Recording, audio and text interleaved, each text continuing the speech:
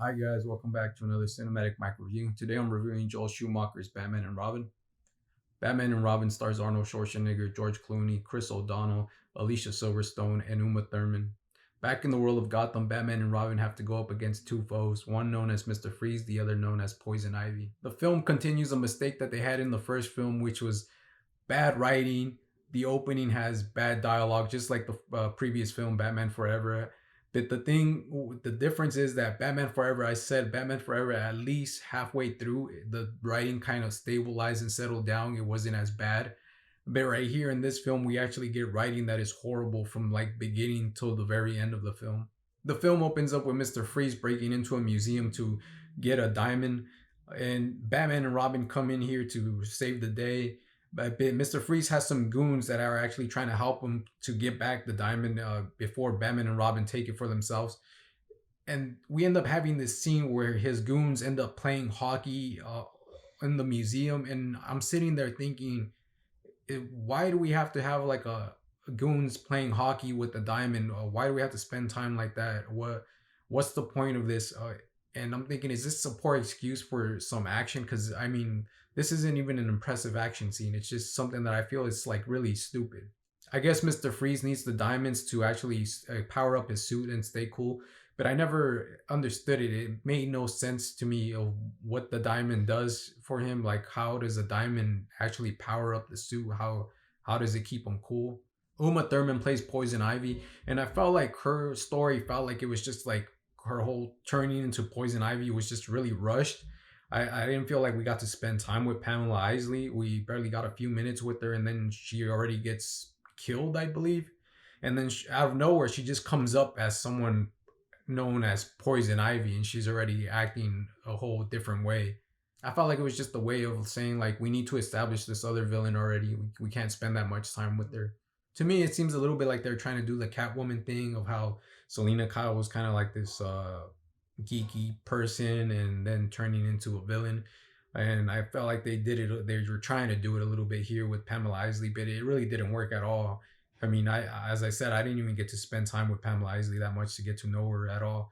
The story feels a bit repetitive from the previous film, Batman Forever, because there's a scene where Pamela Isley also goes to Bruce Wayne to ask him for help for something for her goals, which is the same thing that Edward Nigma did. Is he went to Bruce Wayne because he wanted funds for his invention, and it seems like the same thing that Poison Ivy is doing here. So I thought that was our repetitive. I feel like there's a lot of wasted moments in this film that probably don't even need to be there. Like I mean, it brings nothing to the story. There's a scene where Poison Ivy, I think, comes out for the first time to meet Batman and Robin, and then she ends up doing this whole like entrance where it's just her putting on a show for everybody, and I felt like that was a waste of time. As I said before, the writing in this film is horrible. You got the heroes and the villains actually just throughout the whole film, all they say is one-liners. There's no great like writing to this film. You got scenes where you spend time with the villains, and all you do with the villains is hear them talk about what their evil plan is. George Clooney replaces Val Kilmer in this film, and I have to say, after watching his performance, I actually miss Michael Keaton and Val Kilmer.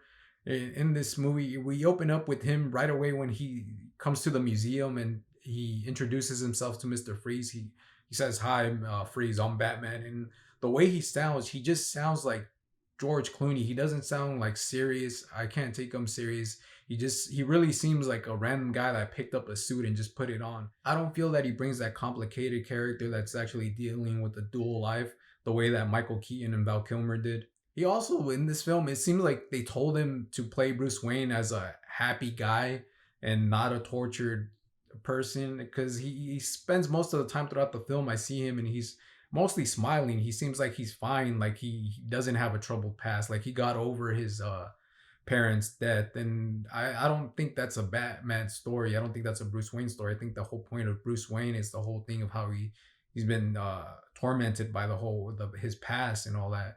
And I don't feel like George Clooney brings any of that. Again, we're in Gotham where it's all neon, it's all bright colors, but this time it seems like the whole color thing was like thrown in your face, like the sets and all that. Every time we jump from one scene to here to another, it seemed like just way too colorful in the film, and it actually got kind of annoying. I think what made Batman and Batman Returns good, it was that it actually had a good coherent story. Right here, we don't even have anything coherent in the story. This film felt like all over the place. I got lost in it. I was trying to follow it so I could get into it and see if I could appreciate it somehow.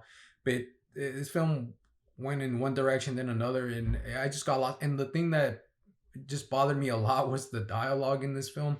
I was actually watching it with subtitles because something was going on in my house, and I had to put them on, and just reading it or hearing it, I was just laughing at times at how stupid it was. In Batman and Batman Returns, there's also good performances given by the actors, and in this film, it doesn't seem like anything's there from the actors. I don't find anything like memorable about them.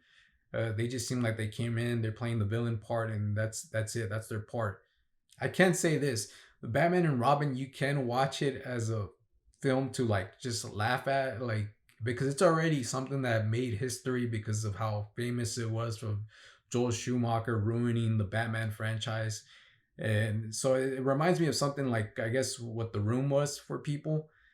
And I think it's a film that you can watch drunk or high and just laugh at it. I mean, but if you're really gonna watch it as a serious film, it's a really bad film. I want to bring up Joel Schumacher because I know this franchise is kind of something that made him popular, and not in a good way. But I just want to mention how these films were ones that I grew up on. Was Batman Forever, Batman and Robin. I grew up watching these films. I would put them on as a kid all the time. I had the VHS, or I still have the VHS. And I remember when I was getting into the internet, reading, researching about Batman and how he was the one that ruined the whole franchise. But I thought about it, and I never hated Joel Schumacher the way probably people hated him. I always thought that there's even because there was something fun about Batman Forever and Batman and Robin, even though they were bad.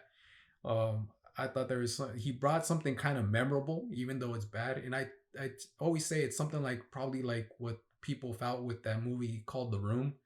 It ended up becoming popular and people became fans because it was so bad. And I think that's something that he did with Batman Forever and Batman and Robin. And I think he has other things in his resume that end up making him stand out as a good director. I don't think we had to live by Batman Forever and Batman and Robin. And when I would read interviews with him, or I would watch video interviews with him, I always thought he was interesting, and I thought he was a nice guy. He sounded like a nice guy.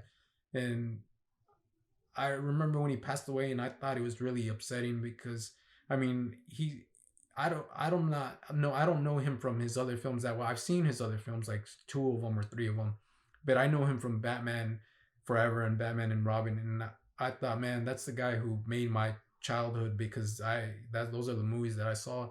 So I really felt for him when he passed away, and I like that he brought his own stamp to it. He wanted to kind of bring his own thing to it. I do get annoyed by what he brought, but still there's this appreciation that at least he brought a different vision, his vision to it. And he's already said many times that it probably wasn't his fault because of the producers wanting it to like be a family friendly film and all. So I don't think it's entirely his fault. I would like to see what he could have done if they didn't bother him in that way. I really like to see what he would have done if he didn't have that control from the people around him. If I'm being honest, I would have rather seen what the world would look like more around in Gotham in Tim Burton's version than in Schumacher's version. I mean, I think if it was Batman Forever, I'd be a little bit interested. But after Batman and Robin, I'm like, I have no interest in going anywhere else in Gotham in that that in that direction. But with Burton, I would have loved to seen like where else he would gone. The way he went with Penguin in the sewer. What else was around there down the alley in the Gotham and Burton's version? What would Two Face have looked like? What would the Riddler have looked like? I wonder what would Mister Freeze would look like in Burton's films. I cannot recommend this film, so I say that's my review for Batman and Robin. And if you like my video, please like and subscribe.